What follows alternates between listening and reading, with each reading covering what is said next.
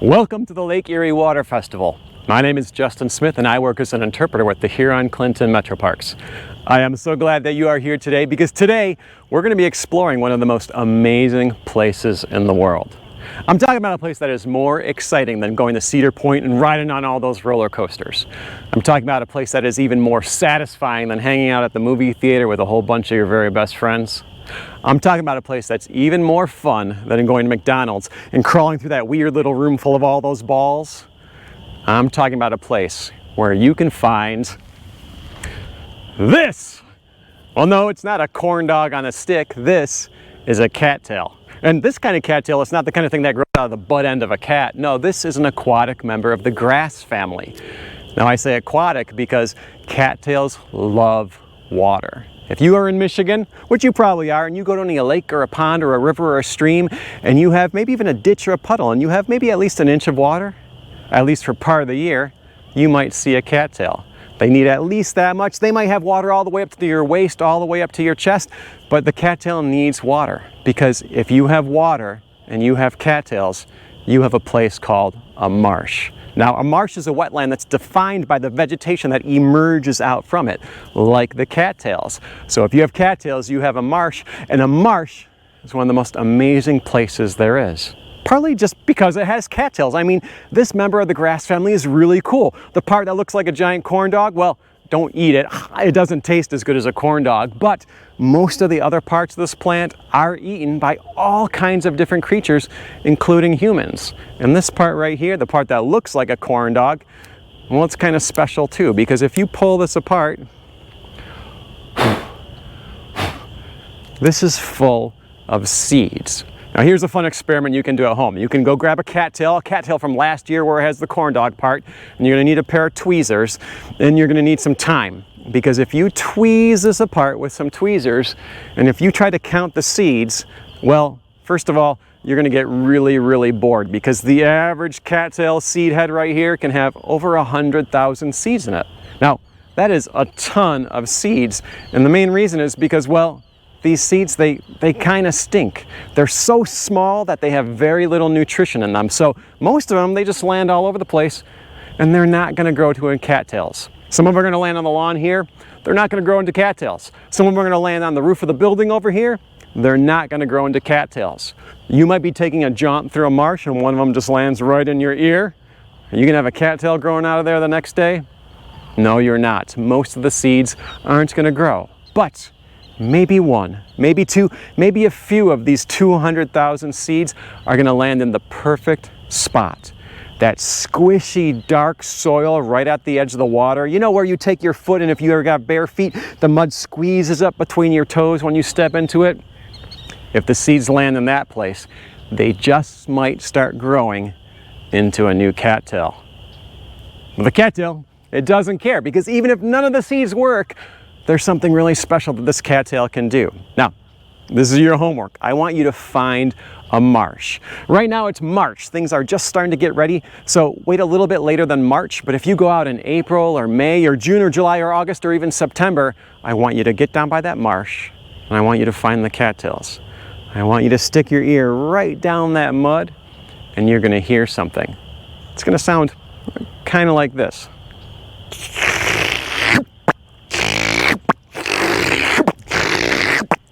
Because this cattail is spreading.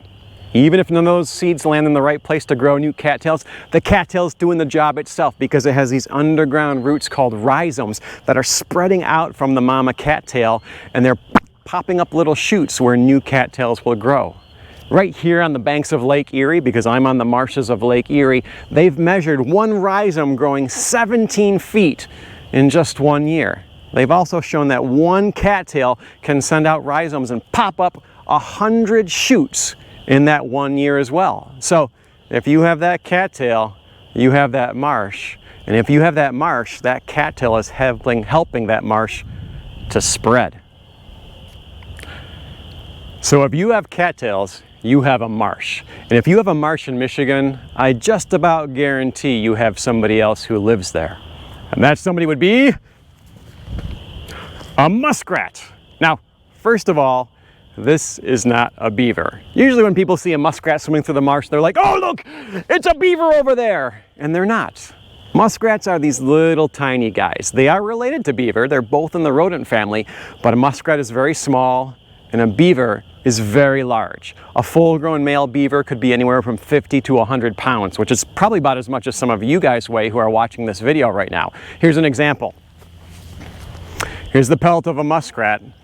This is the pelt of a beaver. So again, a muskrat's a real little tiny guy who lives in the marsh, and he's there because that's where he finds his favorite food. Now, think about it for a minute. Do you have a favorite food?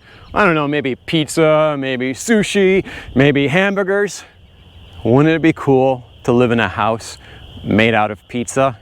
Or maybe a house made out of sushi, or a house made out of hamburgers? Well, actually, that would be like really, really gross. But for the muskrat, its favorite food are those cattails. It swims down to the bottom and it loves to eat the roots and the shoots, the tender green growing parts. And for the rest of it, all the leaves and everything else, it piles them up, and that's what it makes its house out of. It has that giant pile of cattail leaves. It starts to build these especially in the fall when the weather's starting to get colder, and then it's going to chew its way up into it to make its living room, its bedroom, its little bathroom, dining room. Be glad you don't have a bathroom, dining room. And that's where the muskrat lives. And this muskrat is an animal that's perfectly adapted to live in a marsh. Which brings us to the muskrat challenge. Let me put this little guy down. Now, for the muskrat challenge, first part is I need you to pinch your nose shut, just like this. And now, I want you to keep your nose pinched shut, even when you take your hands away. Ready? 1, 2, 3. Okay, I'm sure some of you guys can do better than me. Now, step 2, the muskrat challenge. I want you to pinch your nose shut, and I also want you to close your ears. Okay, ready? Go! Okay, that's part 2 of the challenge. Part 3 of the challenge, I want you to close your nose, I want you to close your ears, and I also want you to close your eyes, but I want you to look at me through your eyelids so you can still watch this video. Okay, ready? 1, 2, 3. Okay, part 4 of the muskrat challenge. I want you to pinch your nose shut, keep it closed even when you take your hands away. I want you to close your ears. I want you to close your eyelids, but still look at me through those eyelids. And I also want you to close your mouth, but I want you to make sure that your teeth are still sticking out in the front so that I can see them. Okay, ready? 1, 2, 3.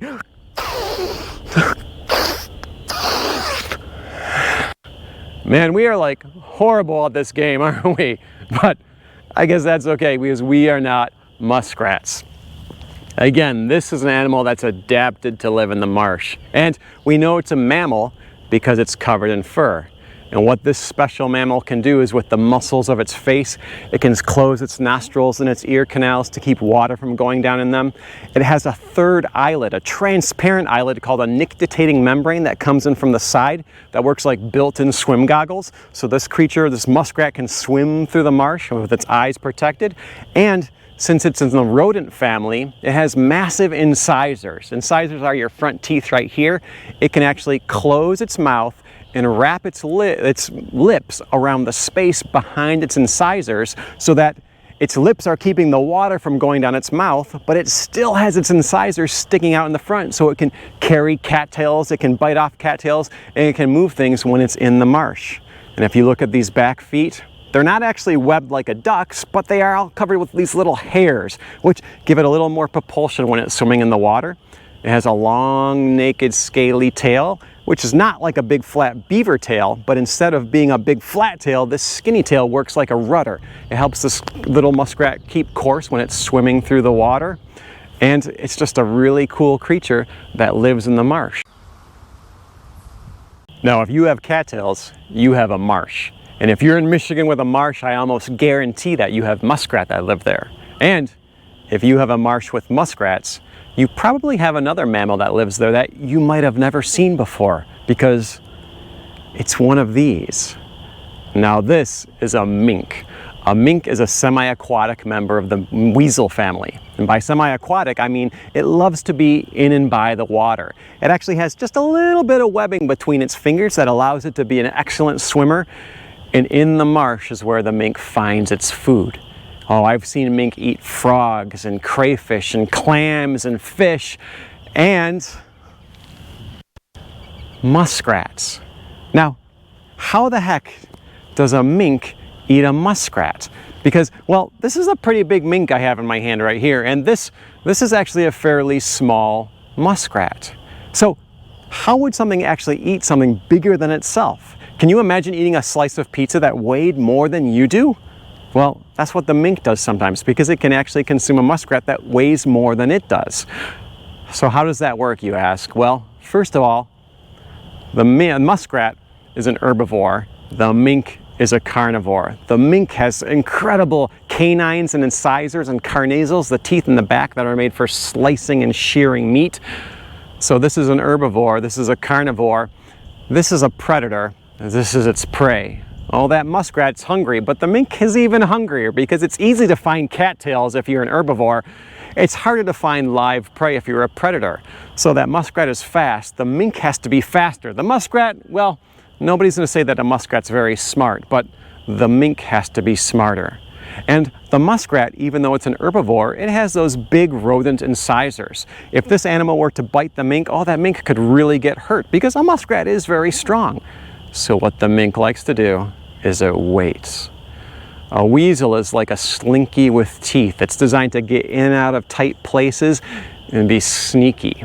So it's going to wait until that muskrat's maybe eating some of its favorite cattails, and the mink's going to sneak. Dun-dun. And get closer. Dun-dun, dun-dun. And get closer. Dun-dun. And then, ah! Jump and try to bite that muskrat right at the base of the spine, where it can sever the spinal cord. Because no matter how big you are or how sharp your teeth are, if your spinal cord is severed by a predator, you're done for. And then the mink is going to eat its favorite part first, the head with the brains. Now, brains are full of fats and oils that are really nutritious for their size. So if you ever find small animals that are completely missing their heads, a lot of times it's a member of the weasel family that ate it. Because if you have cattails and you have a marsh, you have a habitat for these amazing mammals, the mink. And I think it's really special that we have mink here in Michigan. And my recommendation for you is if you have a marsh, go down to that marsh and look for the mink's tracks and look for its scat. Now, scat is just a science term for poop. And if you're a mink, you like to leave your scat, your poop, on little rocks by the edges of the water. And since this animal is a predator, it tends to have pointy poops. Look for little pointy poops on rocks by the water, and you know there was a mink that was lurking there. Now, by contrast, if you find little poops that are more like pellets, that's probably the scat of the muskrat, because the muskrat is a herbivore, and herbivores have little pellety poops. Remember, plant eaters poop pellets. Now, if you have cattails, you have a marsh. And if you have a marsh, not only do you have a habitat for some of our amazing Michigan mammals, but you also have a habitat for some of my favorite creatures, the reptiles, including this one right here.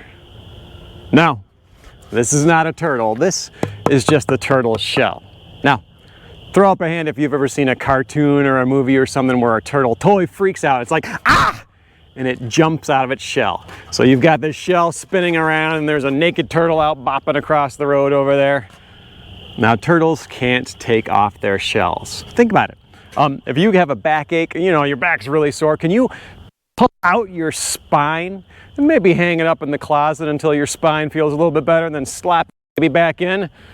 No, we can't. If you take out your spine and your bones, you're gonna be dead. And for a turtle, that shell is an outgrowth of their ribs and their spine.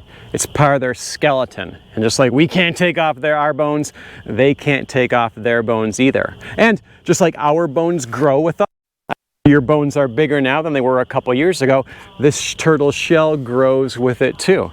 And the shell gives it a lot of protection. And in fact, the turtle shell has two different parts. The top part here is called the carapace, and the bottom shell is the plastron. And this is a turtle shell from one of my favorite turtles in Michigan, the common snapping turtle. Now, snapping turtles get a bit of a bad rap. People are like, oh, they're mean, they're vicious, they're gonna snap at you. And in fact, I have a snapping turtle story of my own, because when I was in the 3rd grade, I was out walking through a marsh. I had taken off my shoes and socks so my feet could squeeze through that mud because, well, I was with my best friend Danny, and this marsh was on a golf course, and we were using our toes to see if we could find golf balls. We were going to take them, clean them up, sell them to the golfers, make like $1 million. And well, obviously that didn't happen. But what I did do is I stepped right on the back of a nice, big, common snapping turtle of about this size. What do you think happened? Okay, well, this is kind of gross, but to this day, I'm missing the little toe on my right foot. You want to see? No, I'm just joking. When I stepped on that snapping turtle, I was like, whoa, because I felt it move in the mud. That snapping turtle was like, ah! And it swam away as fast as it could. Because a snapping turtle, here's the cool thing, they almost never snap when they're in the water. When that snapping turtle's in the water, it's kind of like you're in bed, you've got the covers pulled all the way up to your neck, you know, the monsters under the bed can't get you. This creature is a creature of the marsh, and when it's in the water, it feels safe. That snapping turtle, when I stepped on it, it just wanted to get away. Because even though I was a gumpy 3rd grade Mr. Justin, I'm like Godzilla compared to this thing. I'm a predator. The snapping turtle doesn't know that I don't eat turtles. It just wants to get away from me. The problem is if you take that snapping turtle and you put it on the land. Because a snapping turtle on the land, well, it has this nice big carapace that gives it a lot of protection, but it's not that fast. If you come up, a predator comes up, like you or a dog or anything that's large, this turtle can't run away. It can't jump up and fly into a tree. And, well, most turtles can pull themselves into their shell. But if you're a snapping turtle, your plastron is this little tiny bikini. You are so big and fat and muscly that its legs and its head, they don't really go into its shell. They're still kind of sticking out, which means this turtle is vulnerable even with that protective shell. So its defense is to snap. And if you take a mama turtle and you put her on the land and she's looking for a spot to lay some eggs, or you have a daddy turtle and he's on the land and he's looking for a new pond because the males can get kind of territorial and sometimes they kick each other out, its only defense if you come up is to bite. So let me get out my snapping turtle and we'll take a closer look at it.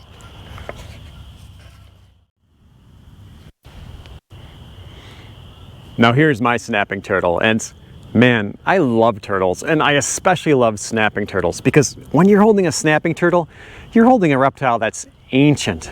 You're holding something that's looked this way almost since the dinosaurs were stomping around on the earth. And now my snapping turtle, a little shy right now, is a very young one, just 2 years old, so I'm not worried about being snapped by this one, but you can see that nice protective carapace. And you can see that little tiny bikini bottom plastron and how big and muscly and meaty the snapping turtle is, how it really can't pull itself into that shell.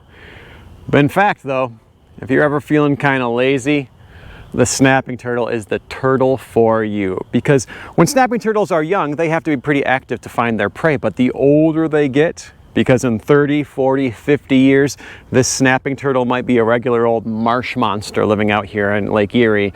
The older they get, the lazier they become. And if you're a snapping turtle, you have some special adaptations to help you get your food, one of which is on your tongue. You can just kind of stick that baby out. And there's a little barbell on the tip. It looks a little bit like a little squirmy worm stuck on your tongue, which would be extra gross if you're a person, and it's extra awesome if you're a snapping turtle, because, well, snapping turtles like to eat fish. And if you don't have to chase the fish, all the better. That big old adult snapping turtle can just lay down there in the mud on the bottom of the marsh. It can open up its mouth, and that little barbell twitches just like a little worm. And if there's a little hungry fish around that's like, hey, I think I'm gonna go eat that worm. And that snapping turtle's like, I think I'm gonna eat that fish. Because if you have cattails, you have a marsh. And if you have that marsh, you have a habitat for our reptiles. And one of the wonderful things about marshes is they're one of the perfect places for raising baby animals. Baby turtles, baby snakes, baby frogs, as tadpoles, baby fish. Marshes are like a regular old cradle supporting all this young life, including these young little snapping turtles. Now, if you're at a marsh, you're at a habitat not just for turtles, but for some other reptiles that are some of my absolute favorites. Snakes. And since we're at the marshlands along Lake Erie, we're in the home of one of the rarest snakes in our state and even in the whole country, the eastern fox snake. I've heard there's one that lives right around here. Let's go see if I can find it.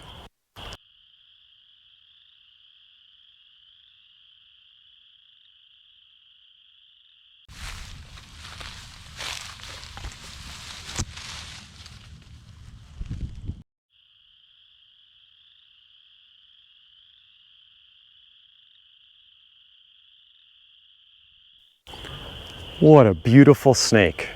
Now, the eastern fox snake is actually a threatened species in our state because the only place it lives are in the marshlands right here along Lake Erie and a little bit across the water over in Canada. This is a snake that needs the marsh. Now, it is a snake though, and some people kind of freak out when they see snakes. So let's get a couple snake questions out of the way right from the beginning. Question number one, is this snake venomous? No, the eastern fox snake is not a venomous snake. The only venomous snake we have in Michigan is the Massasauga rattlesnake, the eastern Massasauga rattlesnake. And while historically they lived in the marshes down here, nowadays you don't find them by the marshes at Lake Erie anymore. They only live in very small pockets of habitat across the state. And a Massasauga rattlesnake is a short, fat, really shy little guy. So if you live in a place with Massasaugas, you're really lucky. But this is not one. It's not venomous. So which brings us to the next question. Does this snake have fangs? No, eastern fox snakes do not have fangs. Fangs are for injecting venom, so if you don't have venom, you don't have fangs. But does this fox snake have teeth? Oh yeah, it has plenty of teeth. Tons of little tiny sharp teeth that kind of point backwards in its mouth that it uses to hold its prey, so when it bites something, it can't get back out of its mouth. And when we're talking about prey, we're talking about this snake being a constrictor. Because this snake, when it bites its prey, oh, it specializes in eating little fuzzy things. Mice, shrews, voles, kindergartners, baby birds. Oh, I'm just joking. It doesn't eat kindergartners. They're way too big. But when it bites that little animal, it wraps its body around it and it begins to squeeze.